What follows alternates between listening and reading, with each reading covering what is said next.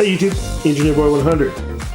I love hitting the speed bag, and for some reason, all of a sudden, I decided I wanted one. So my wife said I could have one. Amazon shipped it, and it came a week early yesterday. So, without further ado, let's get down to the gym, install it, and then we'll show you how to use it. Alright, here's the Xmark.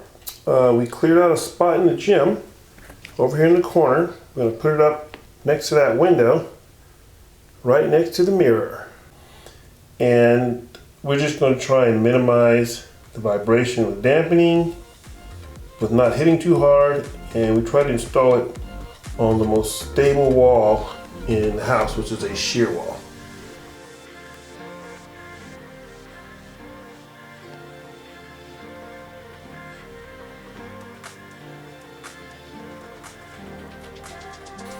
So the first part of the kit we need to mount is these rails to mount the bracket on. So I'm going to go up and I'm going to put some wood on the wall right here to reinforce and sandwich the sheetrock, and I'm going to cut a groove in it so that that electrical strip can go through it.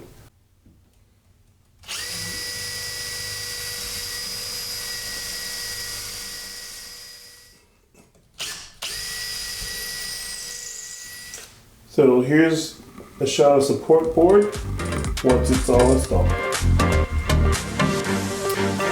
Now I'm going to paint the support board to match the wall, let it dry for a few hours, and then I'll mount the rails.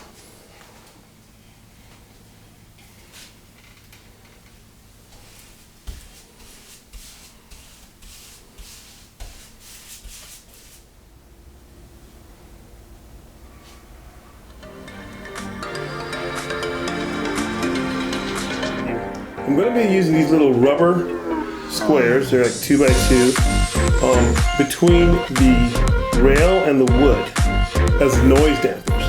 And I need a hole in it so I can get the screw started without it, twirling around and making a mess. So watch this.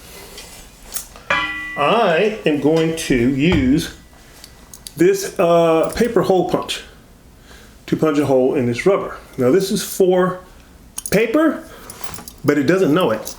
So all I'm going to do is use a little Vaseline to help me slide this metal onto this rubber, and then I'm going to slide this paper die cutter onto this rubber.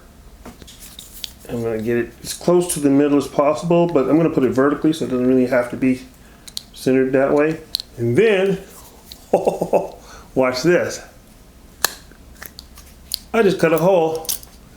You see that? I just poked a hole in that with this, my screw. So, when you see this go up, you know how the screw's going through. Details.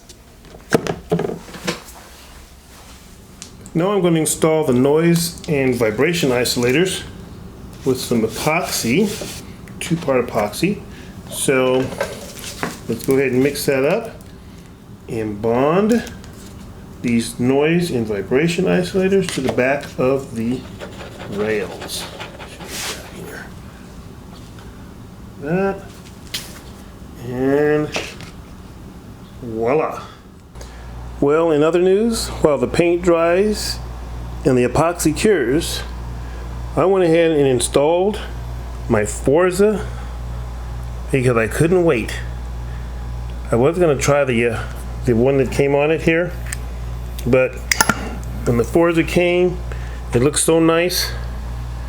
Man, I just had to install it. I might try an LMF too. I already have one. Here's the LMF. Looks nice too. So, but for now, it's this beautiful Forza. Feast your eyes.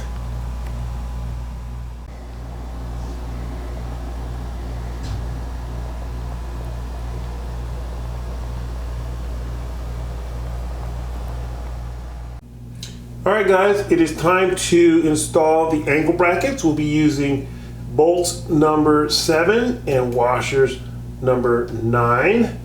These are ginormous. They're 1/2 inch by 3 inch. And they actually include a tool in the package because the head is 17 millimeter. But we're not going to use that. I'm going to use my Ingersoll rand. So I'll show you that next.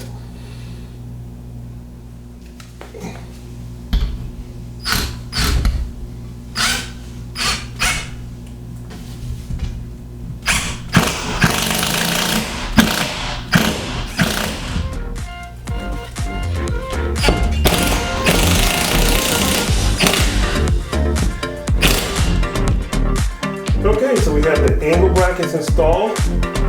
Now all we have to do is put on the main frame and the drum.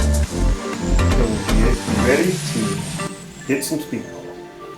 Okay, so for the main frame, we're going to need items 5, 6, 8, and 12. Okay? And those are the ones we're going to take off to mount the main frame to the angle bracket.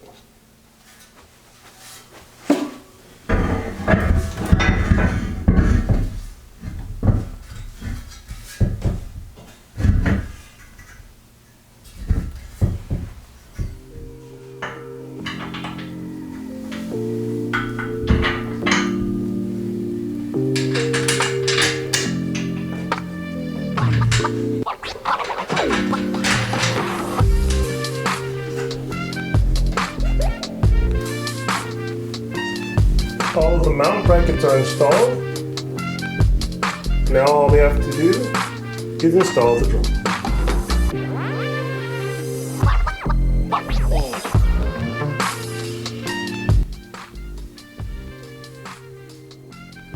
Okay, so to mount the drum we need washers number 9, nuts number 10, and bolt number 11. And it even included the 8 millimeter Allen wrench to install the bolts.